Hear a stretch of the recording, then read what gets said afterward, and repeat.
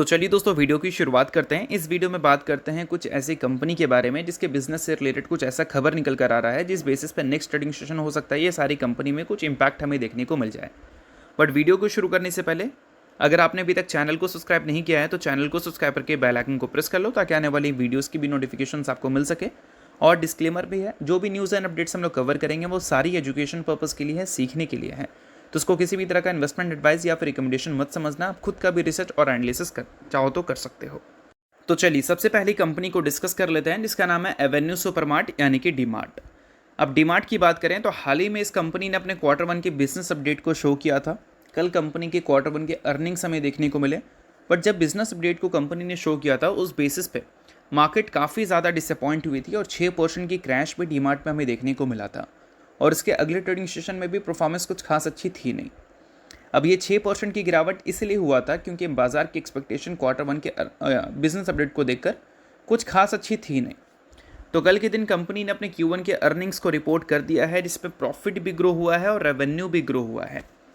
But सबसे important, estimate के हिसाब से कैसे नंबर हैं। तो बाजार उम्मीद कर रही थी जो कंपनी का स्टैंड अलोन रेवेन्यू है वो ईयर ऑन ईयर बेसिस पे 2% से गिर कर आ सकता है 17,000 करोड़ तक का।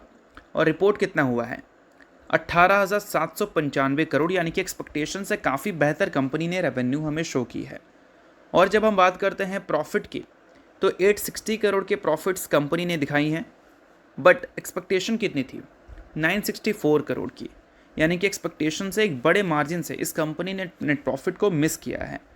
और इबिट्टा की अगर हम बात करें तो उसको लेकर बाजार उम्मीद कर रही थी कि 15% से ग्रो होकर 1517 करोड़ इबिट्टा रिपोर्ट हो सकता है। रिपोर्ट कितना हुआ है तो एक सेकंड, इबिट्टा देख लो यहाँ पर आप 1499, ऑलमोस्ट 1500 करोड़। तो एक्सपेक्टेशन से देखोगे तो इबिट्टा भी छोटा मार्जिन से मिस कर दिया है। प्रॉफिट बड़े मार्जिन से मिस हुए हैं, इबिट्टा छोटे मार्जिन से मिस हुए हैं। और बात करें अगर मार्जिन्स के बारे में तो इबिट्टा मार्जिन्स इस बार कंपनी ने 8% का शो किया है जो कि पिछले बार 7.9% था। और इस कंपनी को लेकर जो एक्सपेक्टेशन थी इबिट्टा मार्जिन की वो 8.26% की थी, यानी कि एक्सपेक्टेशन से इबिट्टा मार्जिन भी मिस हो गया है। तो 4 पैरामीटर पे रेवेन्यू, प्रॉफिट, इबिट्टा और मार्जिन्स, इसमें सिर्फ रेवेन्यू ही ऐसा है जहाँ पर मार्केट एक्सपेक्टेशंस को इसने बीट किया है, प्रॉफिट मिस हुआ है, इबिट्टा मिस हुआ है, मार्जिन्स मिस हुआ है। तो हो सकता है नेक्स्ट ट्रेडिंग सेशन बाजार का रिस्पांस इस कंपनी में कुछ खास अच्छी हमें देखने को ना मिले। सो अब दोस्तों वीडियो में आगे बढ़ने से पहले बात कर लेते हैं सेबी रजिस्टर्ड टेलीग्राम चैनल के बारे में जिसको आप ज्वाइन कर लो। लिंक इसका डिस्क्रिप्शन में दिख जाएगा। ज्वाइन करने का सबसे बड़ा बेनिफिट ये है कि जिस हिसाब से मार्केट में अप्स एंड डाउन दिख रहा है ऐसे टाइम पे हर दूसरी कंपनी के एनालिसिस बहुत ज़्यादा इंपॉर्टेंट है। तो यहाँ पर आपको सभी कंपनी के टेक्निकल्स को एनालिसिस कर अपडेट होता हुआ देखने को मिल जाता है जो कि हर किसी के लिए काफ़ी ज़्यादा यूज़फुल है। और इसके लिए आप चैनल को ज्वाइन कर फ्री में आप चेकआउट भी कर सकते हैं इन कंपनी के प्रॉपर टेक्निकल्स, जिससे आपको आइडिया लगेगा कि अभी इन कंपनी में क्या चल रहा है। तो without wasting any time link description में है, लिंक की तरफ जाकर चैनल को फ्री में ज्वाइन कर लो। तो चलिए अब बात कर लेते हैं अगली कंपनी के बारे में जिसका नाम है एलेकॉन इंजीनियरिंग कंपनी लिमिटेड।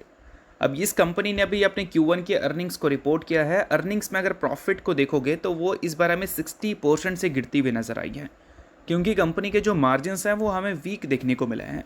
तो चलो सभी कुछ इस वीडियो में समझ लेते हैं। तो सबसे पहले प्रॉफिट की ही बात कर लेते हैं। तो profit 60% year on year basis पे हमें गिरता हुआ दिखा है। और ये जो पॉइंट है ये अकेला पॉइंट काफ़ी है एलेकॉन इंजीनियरिंग को नेक्स्ट ट्रेडिंग सेशन अच्छा खासा तोड़ने के लिए, क्योंकि पिछले 6 महीने में बाजार का जो सेंटिमेंट है वो काफ़ी नेगेटिव रहा है। बट पिछले 6 महीने में कुछ ही कंपनी ऐसी है जिसकी परफॉर्मेंस अच्छी रही है, जिसमें एक कंपनी ये भी है।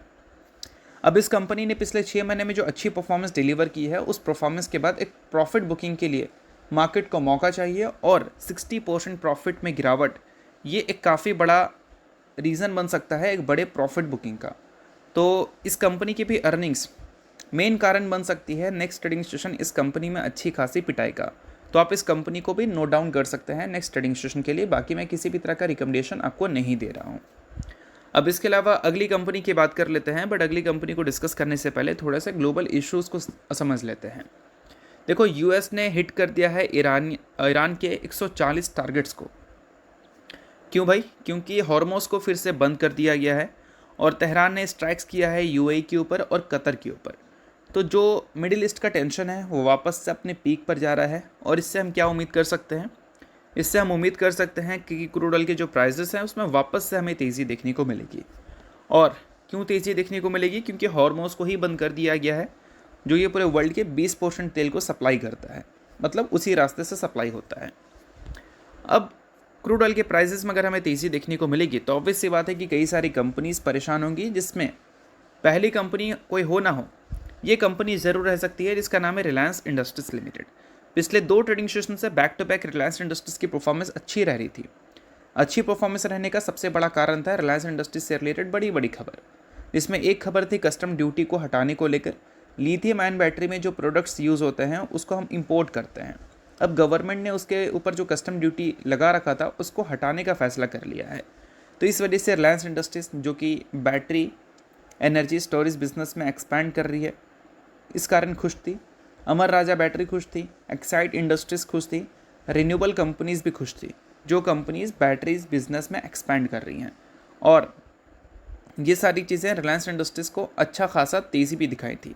बट अभी ऑयल के प्राइसेस नेक्स्ट ट्रेडिंग सेशन अगर मान लो बढ़ते हुए दिख जाए तो इंडियन मार्केट इससे डिस्टर्ब हो सकता है। और इंडियन मार्केट अगर डिस्टर्ब होगा तो कोई डिस्टर्ब हो ना हो, रिलायंस जैसी कंपनीज हमें ज़रूर डिस्टर्ब होती हुई नजर आ सकती है। तो इस चीज़ को आप ध्यान में रख सकते हो।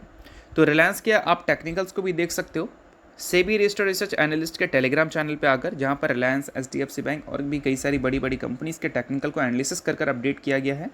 इसको देखकर आप समझ सकते हैं कि आने वाले कल में क्या एक्सपेक्ट किया जा सकता है। कंपनी बड़ी है बट कंपनी का जो करंट सिनेरियोज है वो थोड़ी सी नेगेटिव है, इस वजह से परफॉर्मेंस भी नेगेटिव है। तो ऐसे टाइम पे सेबी रजिस्टर्ड रिसर्च एनालिस्ट के टेक्निकल्स को चेकआउट करोगे तो आपको बेटर क्लैरिटी मिलेगी। तो लिंक इसका डिस्क्रिप्शन में दिख जाएगा, लिंक के थ्रू जाकर चैनल को बिल्कुल फ्री में आप ज्वाइन कर लेना। अब दोस्तों बात करते हैं अगली कंपनी के बारे में, जिसका नाम है IOCL। अब रिलायंस परेशान होगी क्योंकि वो क्रूड ऑयल को रिफाइन कर पेट्रोल डीजल बनाती है।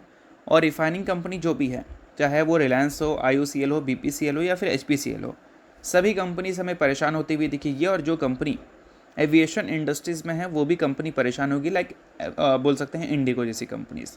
तो इस न्यूज़ को भी आप नोट कर सकते हैं। और हॉर्मोन्स के बंद होने की वजह से कोई सेक्टर डिस्टर्ब हो ना हो, ये भी सेक्टर डिस्टर्ब हो सकता है।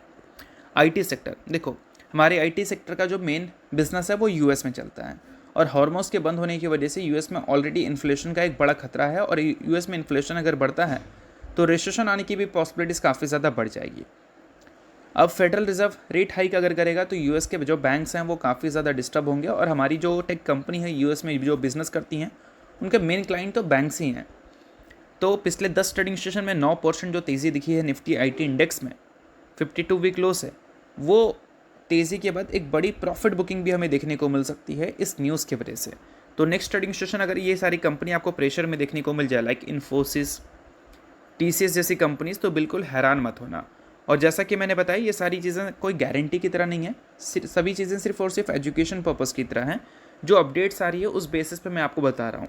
बाकी ऐसा नहीं कि यही सारी कंपनी ही परेशान होगी, पूरा बाजार ही परेशान होगा।